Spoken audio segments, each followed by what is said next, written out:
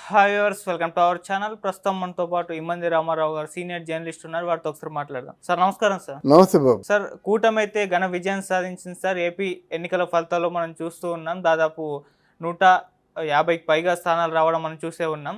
అయితే ఈ ఎన్నికల్లో పవన్ కళ్యాణ్ గారికి ఇచ్చిన 21 సీట్లు ఎమ్మెల్యే సీట్లు గెలిపించుకున్నారు ఆయన. 2 ఎంపీ సీట్లు కూడా గెలిపించేసుకున్నారు ఆయన.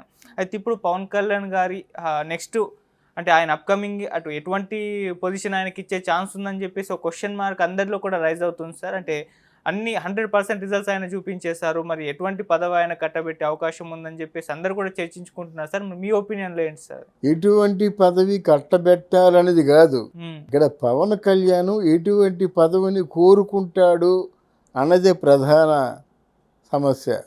ఇది ఇక్కడ ఇద్దరు చూసారా, ఇద్దరు శ్రేయభిలాష్ ఉంటే ఇంకేముంది కావాల్సింది. అక్కడ మోదీ గారు పవన్ని పిల్లల్లా చూస్తారు, కొడుకులాగా. మోదీ గారు అంటే భక్తి ఎక్కువ. ఇప్పుడు పవన్ కళ్యాణ్ని రాష్ట్ర రాజకీయాల్లో అసలు ఉంచకూడదు, కంట్రీకే మొత్తం ఇండియా ఆల్ ఇండియా అంటే మొత్తం జాతికే నేషనల్ లీడర్గా చేద్దామని ఒక ఆలోచనతో ఉన్నాడు మోదీ. అయితే అటువంటి ప్రమాదాన్ని ముందు ప్రమాదం అంటాను నేను. ఆంధ్రప్రదేశానికి అన్యాయం జరుగుతుంది, ప్రజాస్వామ్య పరిరక్షణ కోసం మనం దిగాలి, ప్రజలు నాకు కావాలని చెప్పి ఇలా మీటింగులు పెట్టి ఎలక్షన్లో ఎప్పుడైతే నెగ్గాడో ఆ ప్రజలకి ఏమేమైతే వాగ్దానాలు చేసావో అన్నీ తీర్చాలి కదా. అరే అందరిలాగా ఈయన అరిచాడు, పిచ్చి పిచ్చిగా మాట్లాడాడు, వెళ్ళిపోయాడు, తన దారి చూసుకున్నాడు అంటారు కదా. గనక స్టేట్లోనే ఉండాలి. ఎంతకాలం? అట్లీస్ట్ 5 years ఉండాలి. కాదంటే నేషనల్గా ఏదైనా ఈ తాలూకు సహాయం అవసరమైనట్టయితే వెళ్ళి సహాయం చేయొచ్చు, రావచ్చు, స్టేట్లో చూసుకోవచ్చు. పైనగా ఇంకో 3 సినిమాలు ఉన్నాయి, అవి పూర్తి చేసుకోవాలా. బాగా నష్టపోయాడు, ఇంకా సినిమాల్లో ఏదో చేయాలి అంటే 2 సమర్థవంతంగా నిర్వహించగలడు. ఇప్పుడు సినిమాలు చేస్తూనే రాజకీయం చేశాడు, రాజకీయం చేస్తూనే తెల్లవారులు సినిమాలు చేశాడు. అది ఏమాత్రం కూడా చారమ తగ్గకుండా. అందువల్ల ఇట్లాంటి టాలెంట్ ఉన్న వ్యక్తిని మాత్రం సక్రమంగా ఉపయోగించుకోవాలి, లేదా ఆయన కెరీర్నైనా సక్రమంగా ప్లాన్ చేసుకోవాలన్నమాట. సక్రమంగా ప్లాన్ చేసుకోవాలంటే ఆంధ్రదేశంలో ఎన్నో అన్యాయాలు జరిగాయి, అరాచకాలు జరిగాయి, హత్యలు జరిగాయి, మానభంగాలు జరిగాయి, మారణహోమాలు జరిగాయి. వీటన్నిటికీ ప్రధానంగా లోపం ఏమిటంటే జగన్మోహన్ రెడ్డి పరిపాలనలో లా అండ్ ఆర్డర్స్ పూర్తిగా దెబ్బతిన్నాం. దాంతో అన్నీ వచ్చాయన్నమాట. తర్వాత పోలీసు వ్యవస్థని ఎప్పుడు ప్రభుత్వానికి కాలు కింద చెప్పులాగా ఉంచకూడదు, వెట్టి చాకరీ చేసే మనుషుల్లాగా మార్చకూడదు. ఆ మార్చకంటే ఉండాలంటే పవన్ కళ్యాణ్ ఖచ్చితంగా హోమ్ మినిస్టర్గా ఉండాలి. అవును, నెంబర్ 2 ప్లేసు ముఖ్యమంత్రిగా చంద్రబాబు నాయుడు ఉంటాడు. అంటే హోమ్ మినిస్టర్ అంటే హోమ్ మినిస్టర్కి ఎంత అధికారం ఉంటుందంటే ముఖ్యమంత్రితో కూడా ఆయన సంబంధం లేకుండా నిర్ణయాలు తీసుకోవచ్చు ప్రజాక్షేమం దృష్ట్యా. నీకు ఒక ఉదంతం చెప్తాను, తెలుసుకోవాలి. జవహర్లాల్ నెహ్రూ ఉన్న టైంలో సర్దార్ వల్లభాయ్ పటేల్ ఉన్నాడు. ఇంటి అవతల చైనా వాళ్ళు వచ్చేస్తున్నారు. జవహర్లాల్ నెహ్రూ శాంతి దూత కదా, శాంతి శాంతి శాంతి అంటున్నాడు. ఇంకా లేకపోయి మొత్తం హోమ్ డిక్లేర్ చేశారన్నమాట. తరిమి కొట్టండి అని చెప్పాడన్నమాట. ఈ నెహ్రూకి ఏంటంటే అప్పుడు మన దగ్గర మారణాయుధాలు వెపన్స్ లేవు. అప్పుడు దేశ రక్షణకు విరాళాలు ఇవ్వండి అని చెప్పేసి జోలు పెట్టి అందరి దండుకున్నారు. ముఖ్యంగా బంగారం ఇవ్వండి అని అందరినీ అర్థించారన్నమాట. ఎన్టీ రామారావు గారు వీళ్ళందరూ వీధిలో పడి, దేశ నాయకులందరూ వీధిలో పడి బంగారాన్ని డబ్బుల్ని సేకరించి అప్పుడు వెపన్స్ వాడేం చేశాడు, అమెరికా వాడు, మాకు డబ్బుతో మాకు మారణాయుధాలు మేము ఇవ్వలేము, మాకంతా బంగారమే కావాలి, మన బార్టర్ సిస్టమ్, మీరు ఇంత బంగారం ఇవ్వండి, మేము ఇంత ఈ వెపన్స్ ఇస్తామన్నమాట.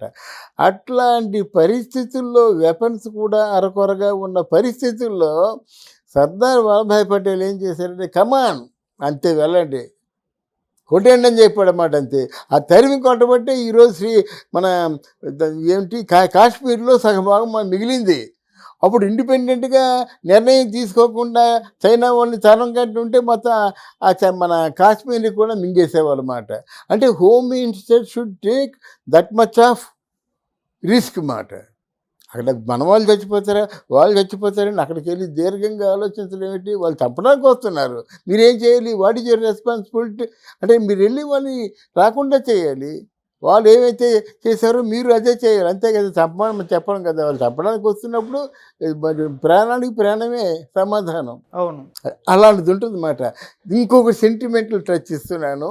ఒకవేళ చిరంజీవి గారు, పవన్ కళ్యాణ్ గారు కానీ అనుకుంటా వెళ్తుంటాయి ఎప్పుడూను, ఆ వీడియోలో చూస్తుంటారు. ఎందుకంటే ఇక్కడ పవన్ కళ్యాణ్కి అద్భుతమైన అవకాశం.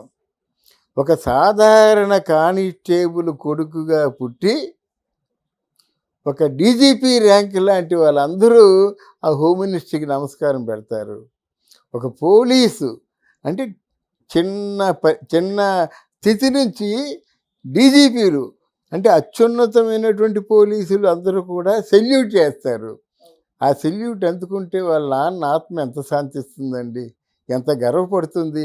ఆత్మలు లేరంటారు కానీ లేకుండా ఎలాగుంటామండి, వాళ్ళ ఇన్స్పిరేషనే కదా మనం.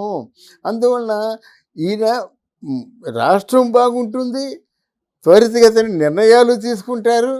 తర్వాత మూడోది ఏంటంటే పోలీసులు మామూలుగా వెట్టి చాకిరీ మనుషుల్లాగా ఉండరు. పోలీసు మేసం మెలేసి సగర్వంగా నేను పోలీసుని రా అని చెప్పుకోగలుగుతారన్నమాట.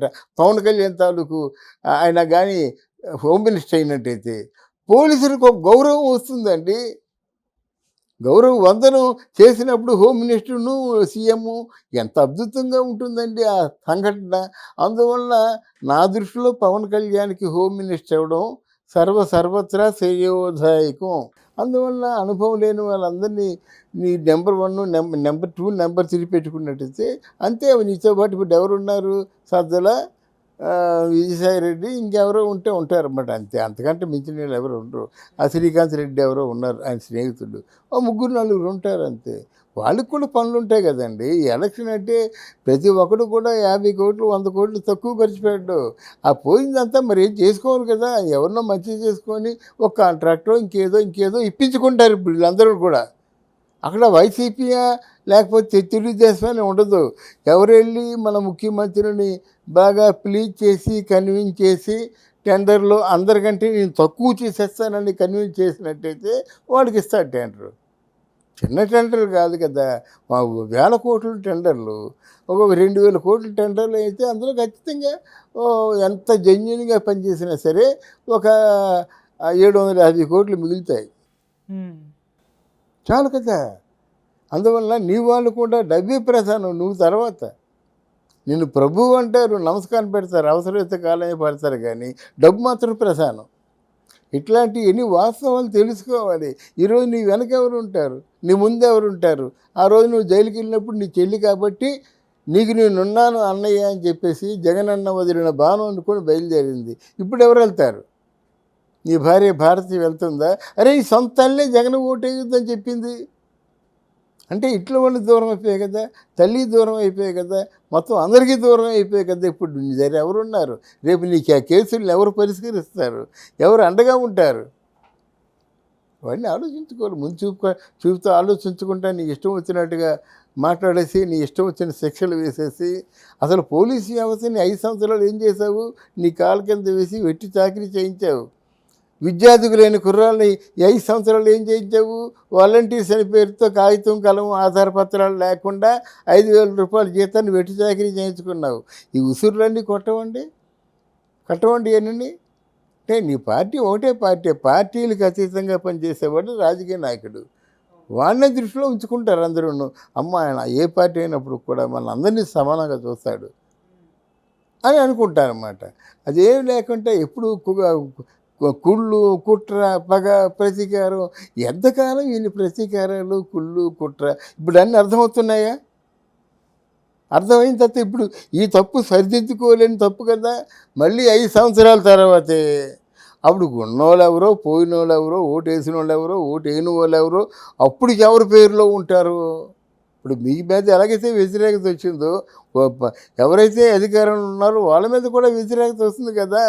ప్రజా వ్యతిరేకత వచ్చిందంటే ప్రజల్ని మించినటువంటి తీర్పు ఎవరు చెప్పలేరండి. అందుకే ప్రజలను thank you so much. Thank you.